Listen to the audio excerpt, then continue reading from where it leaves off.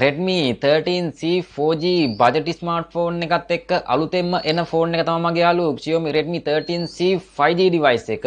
එතකොට 5G phone එකත් එක්ක ඔයාලට 4G device එකේ ඇත්තටම ලොකු වෙනස් වීමක් බලා ගන්න පුළුවන්කම තත්ත්වයක් තියෙනවද?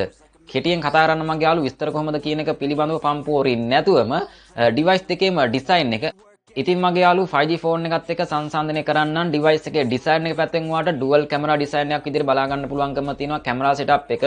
එතකොට ඔයාලට 4G ෆෝන් එකට සාපේක්ෂව ඔයාලට triple camera design එකක් තමයි හම්බ වෙන්නේ. එතකොට මේ ෆෝන් එකේ ඔයාලට dual camera setup එකේ බලා ගන්න පුළුවන්කම තියෙන විදිහට glass finishing වගේ back setup එකකින් සහිතව.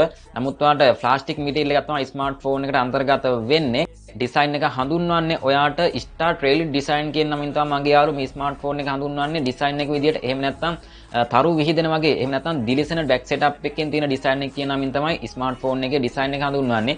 ඉතින් වැඩි පම්පෝරියෝ නැහැ. කෙලින්ම plastic material එකක් තමයි device එකට අන්තර්ගත වෙන්නේ. smartphone දෙකටම plastic material එකක් තමයි මගේ යාළුවෝ හම්බ වෙන්නේ. එතකොට phone එකේ බර device දෙකේම බර RAM 192 වගේ උත්තබරක් තමයි smartphone දෙකටම ලැබෙන්නේ. frame thickness අගේ වාට millimeters 8.1 වගේ frame thickness අගයක් smartphone දෙකටම comfortable device එකක් ඉරුවාට box shape එකේ හැඩරුවකින් තියෙන design දෙකක් තමයි smartphone දෙකටම හම්බ වෙන්නේ. සාපේක්ෂව flat ගාතකින් සහිතව මගේ යාළුවෝ 5G ෆෝන් එකත් එක තමයි ඉතින් ඔයාලට ඒක සංසන්දනය කරන්නේ. එතකොට ෆෝන් දෙකේම තියෙන SIM එක පැත්තෙන් ඔයාලට dedicated slot එකක් හම්බ වෙනවා. SIM දෙකක් සහිතව SD card එකක් භාවිතා කරන්න පුළුවන්කම තියෙන විදිහට SD card එක ඔයාලට 1 TB දක්වා extend කරගන්න පුළුවන්කම තියෙන විදිහට මගේ යාළුවෝ. එතකොට sound quality single speaker එකක් smartphone දෙකටම ලැබෙනවා. ඊට අමතරව headphone jack එකක් smartphone දෙකටම ලැබෙනවා.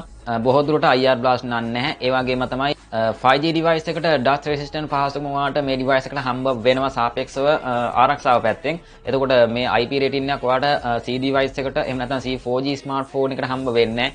ඉතින් IP rating එකක් තිබ්බා නැතත් ඉතින් අය කියන්න දෙයක් නැහැ ආරක්ෂා කරගන්න කියන එක ගැන තමන්ගේ වගකීමක් වන අතර ඩිස්ප්ලේ එක පැත්තෙන් කතා කරද්දී ඒකත් වෙනසක් වෙන්නේ නැහැ. ඇත්තටම ලොකුවට වෙනස් වීමක් බලා ගන්න පුළුවන් කමක් හම්බ වෙන්නේ නැහැ. හાર્ඩ්වෙයාර් පැත්තෙන් චූටි වෙනස් වීමකින් සහිතව ඩිස්ප්ලේ එක වාට අඟල් 6.74 ඉන්චස් IPS LCD පැනල් දෙකක් තමයි මගේ යාළුවෝ ස්මාර්ට්ෆෝන් දෙකටම අන්තර්ගත වෙන්නේ. එතකොට ඉන්ෆිනිටි U cutout එකෙන් සහිතව සෙල්ෆි launch එක බලා ගන්න පුළුවන්. ස්ක්‍රීන් රිෆ්‍රෙෂ් රේට් එක වාට 9 tier support කරන ස්ක්‍රීන් රිෆ්‍රෙෂ් රේට් එකක් හම්බ වෙනවා. ටච් සාම්පල් රේට් එක වාට 180 Hz වලින් support කරන ටච් සාම්පල් රේට් එකක් ස්මාර්ට්ෆෝන් දෙකටම ලැබෙනවා. brightness level එක සාපේක්ෂව normal brightness quality වාට නිස් 450ක වගේ එන brightness level එකක් තමයි smartphone දෙකටම හම්බ වෙන්නේ. auto අවි වගේ භාවිතා කරනවා නම් එහෙම නැත්නම් ඔයා auto brightness වලින් අපිට නිස් උපරිම 600 වගේ maximum නාගයක් price point එකත් එක්ක හොඳ brightness level එකක් මගේ යාළුවෝ smartphone දෙකටම ලැබෙනවා. 4G ෆෝන් එකත් සංසන්දනය කරද්දී. එතකොට screen to body ratio එක පැත්තෙන් ඔයාට 183.4ක වගේ screen to body ratio එකක් තමයි smartphone දෙකටම ලැබෙන්නේ. pixel resolution ඔයාට 720x1600 කියන pixel range එකකින් සමන්විතව අංගලකට pixel 260ක වගේ එන pixel density එකක් තමයි මගේ යාළුවෝ smartphone දෙකටම ලැබෙන්නේ. display එකට protection එකක් හම්බ වෙනවා. Coring Gorilla Glass වලින් තියෙන protection එකක් තමයි smartphone දෙකටම ලැබෙන්නේ.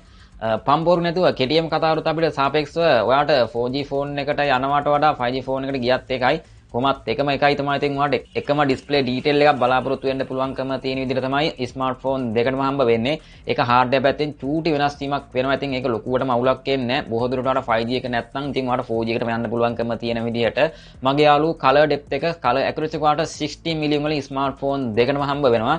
ඩිස්ප්ලේ එක පැත්තෙන් ඔයාට ලොකු අවුලක් වෙන්නේ නැහැ. ඇත්තම ඉතින් කෝක් ගත්තත් ඔයාට එකම ඩිස්ප්ලේ ඩීටේල් එකක්, එකම ඩිස්ප්ලේ ආවරණයක්, එකම ඩිස්ප්ලේ ක්වොලිටි එකක්, එකම ඩිස්ප්ලේ ස්ක්‍රීන් රිෆ්‍රෙෂ් රේට් එකක්, එකම ස්පීඩ් එකක් ඔයාට ඩිස්ප්ලේ දෙකෙන්ම අන්තර්ගත වෙනවා. උපරිම කෙටියෙන් කතා කරලා ඉතින් ඔන්න ඔය දේවල් ටික තමයි. ඉතින් අනිවාර්යයෙන්ම channel එක subscribe කරන්න මගේ යාළුවෝ.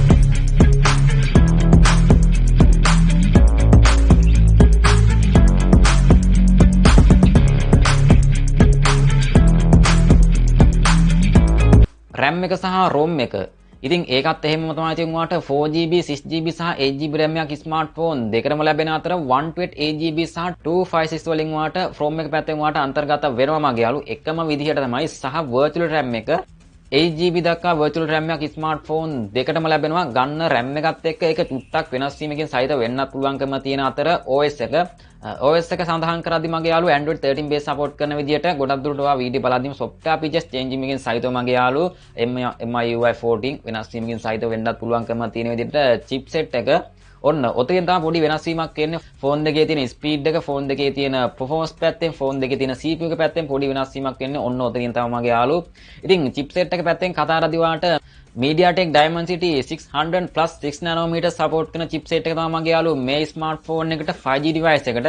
එතකොට ඔයාලට 4G device එකට එන්නේ MediaTek Helio G85 12 nanometer වලින් support කරන chipset එක තමයි. ඔන්න ඔතනින් පොඩි වෙනස් වීමක් වෙනවා. ඉතින් chipset දෙකෙන් අපිට සංසන්දනය කරාදී සහ Mac clock speed එක වාට MHz 2200ක වගේ අගයක් හම්බ වෙනවා 5G device එකට.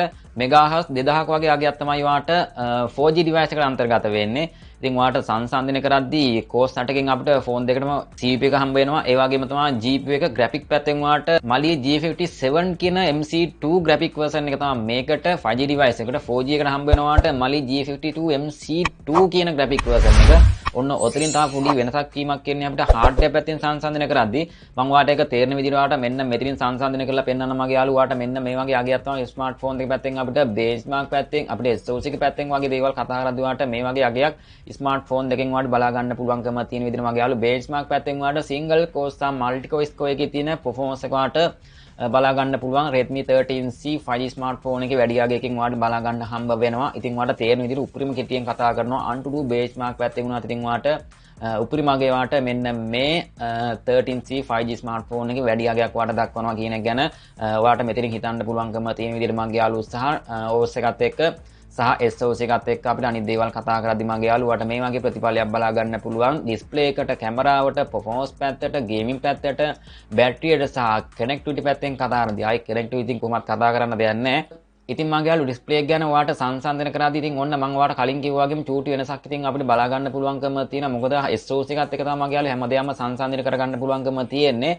ඉතින් ඩිස්ප්ලේ එකේ තියෙන sharpness බව, ඩිස්ප්ලේ එකේ තියෙන detail එක, හොඳ quality වගේ දේවල් පැත්තෙන් කතා කරද්දී හොඳ speed එකක් බලා ගන්න පුළුවන්කම තියෙනවා. හොඳ brightness level එකකින් යුක්තව කොහොම brightness level එක නෑ ඉතින් අන්න එහෙම තමයි.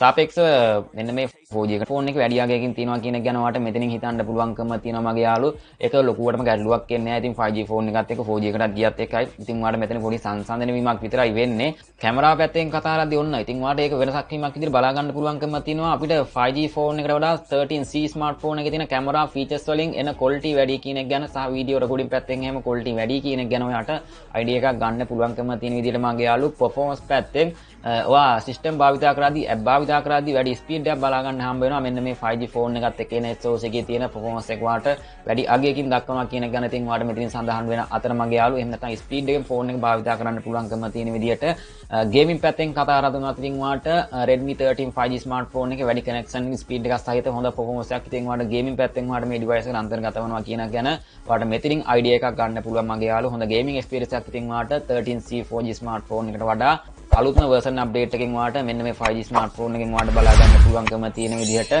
බැටරිය පැත්තෙන් කතා කරලා දුන්නොත් ඉතින් වාට මේ device එකෙන් වැඩි ප්‍රතිඵලයක් වැඩි අගයක් ඉතින් වාට මේ device එකෙන් අන්තර්ගත වෙනවා 5G device එකට. ඉතින් මගේ යාළුවා අනිවාර්යයෙන්ම channel එක subscribe කරන්න අලුත් කෙනෙක් නම් ඉතින් අනිවාර්යයෙන්ම subscribe කරන්න. connectivity ඉතින් ආයි data පැත්තෙන් කතා කරන්න දෙයක් නැහැ. මොකද speed එක කියන එක ගැන ඉතින් ආයි 5G එකත් එක්ක 4G එකට හැරෙන්න බෑ කියන එක ගැන ඉතින් වාට ඒක කියන්න දෙයක් නැහැ. ඉතින් වැඩි data speed එකක් වැඩි data transmission speed එකක් ඉතින් වාට මේ device එකෙන් අන්තර්ගත වෙනවා කියන එක ගැන ඉතින් ආයි කොහොමත් කියන්න දෙයක් නැහැ 4G එකට වඩා.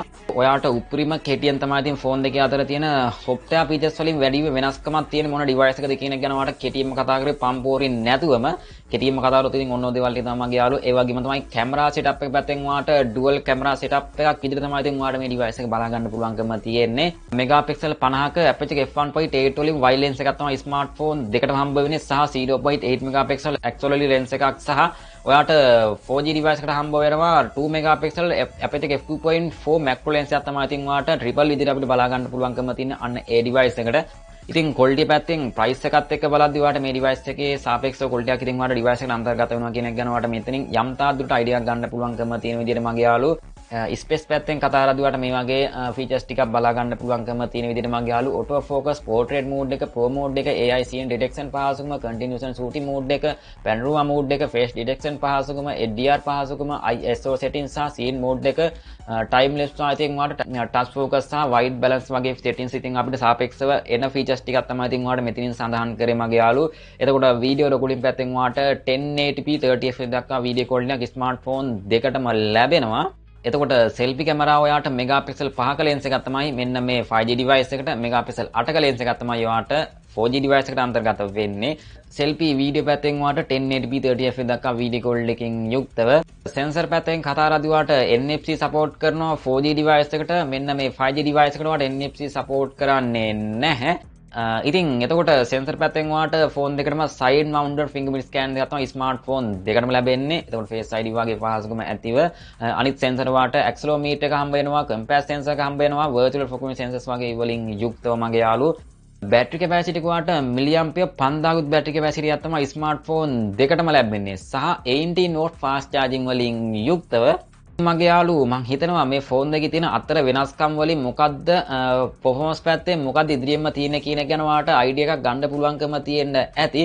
කොහොමද ඉතින් අපිට 5G ෆෝන් එකේ තියෙන specs පැත්තෙන් ඉදිරියෙන්ම තියෙනවා කියන එක ගැන ඔයාලට හිතන්න පුළුවන්කම තියෙනවා.